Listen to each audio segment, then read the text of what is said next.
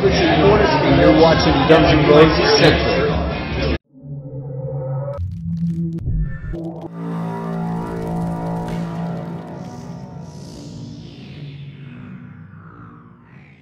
Hey everybody, what's going on, and welcome to Guns N' Roses Central. And today I want to talk about the best Guns N' Roses moments so far of 2018.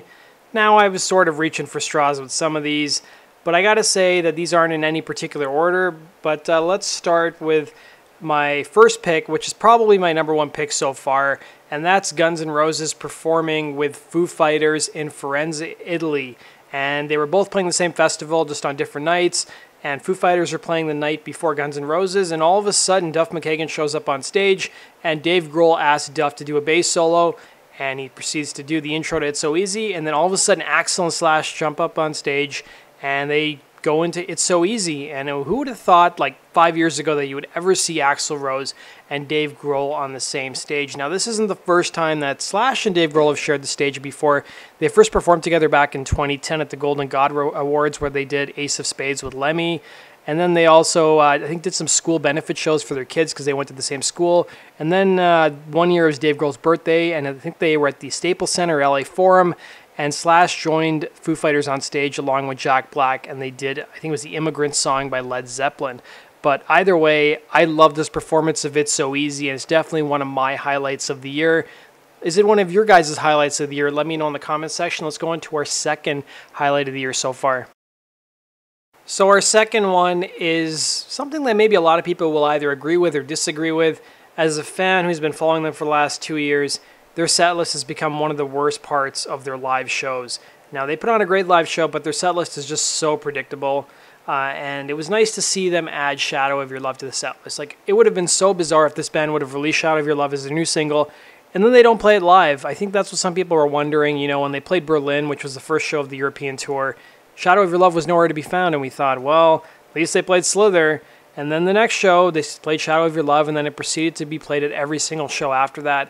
I think it's safe to say that when Guns N' Roses hit Asia this coming fall, we'll also see Shadow of Your Love played once again.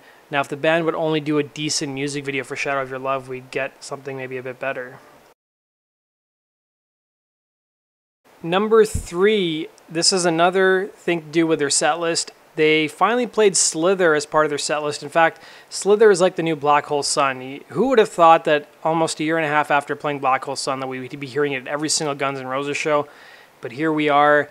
And Slither was originally part of the alternate set list that Guns N' Roses were rehearsing back in 2016 when they first kicked off the Not in This Lifetime tour. And it finally made an appearance for the first time in Berlin, Germany, and then it was played at every single show after that. And I gotta say, I think that Velvet Revolver's version is much better than the Guns N' Roses version of Slither. I'm not a fan of the way Axl sings some of the parts. He tends to sing some of the parts in his higher register rather than I think in his lower register. I think the lower register parts he sings pretty well, but this is definitely a song that's best sung by Scott Weiland or even Miles Kennedy. But at least it's nice to see some changes in Guns N' Roses' set list. So number 4, it was almost 30 years since the day that Guns N' Roses had their infamous gig at the Monsters of Rock Festival at Donington. It's now called the Download Festival. And it was really sad in a way that two fans were crushed due to the crowd becoming a little too overexcited. And this was also the same gig where they filmed part of Paradise City. They filmed the other part at Giant Stadium when Guns were opening for Aerosmith and Deep Purple. And here Guns N' Roses was 30 years after the tragic incident, and they had put on a great show. They got great reviews, and on top of that, us as fans, we got some pro-shot footage. The only pro-shot footage we really got so far on this Lifetime tour was the Rock in Rio show, which I think was one of their weakest shows. But the 2 songs that were released as pro-shot, the It's So Easy intro as well as Welcome to the Jungle, sound pretty damn good, and it's nice to see some more pro-shot footage of Guns N' Roses. And it was great that they slayed at the Download Festival.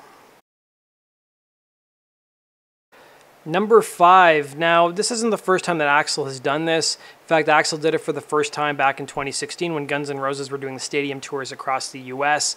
But at Guns N' Roses' last show as part of this European leg of the Not in This Lifetime tour, they were playing Reykjavik, Iceland, and it was Slash's birthday, and Axl got the crowd of about 20,000 people. It was a little smaller than what Guns N' Roses were used to, but then again, Iceland is a pretty small country, and he got the crowd, including himself, to sing Happy Birthday to Slash, which was a really nice moment that, you know, for most fans 5 years ago or even 3-4 years ago, the thought of Axl singing Happy Birthday to Slash would have never come into your mind or even seemed like a possibility.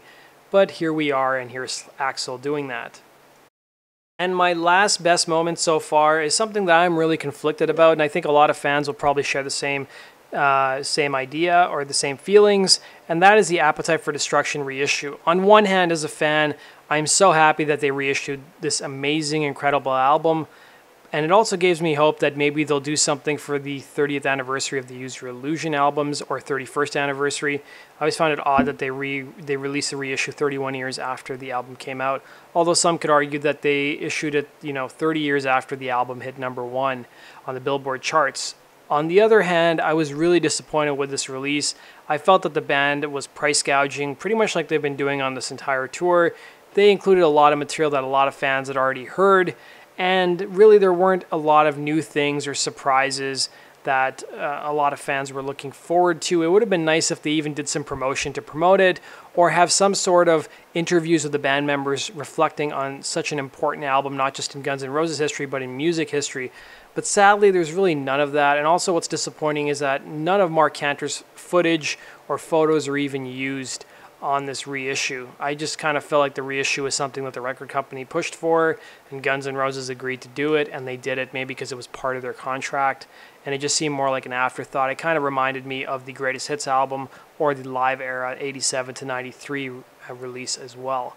So I'm kind of conflicted about it. I think there's some good and there's some bad, but that does it for my best moments of Guns N' Roses of 2018 so far.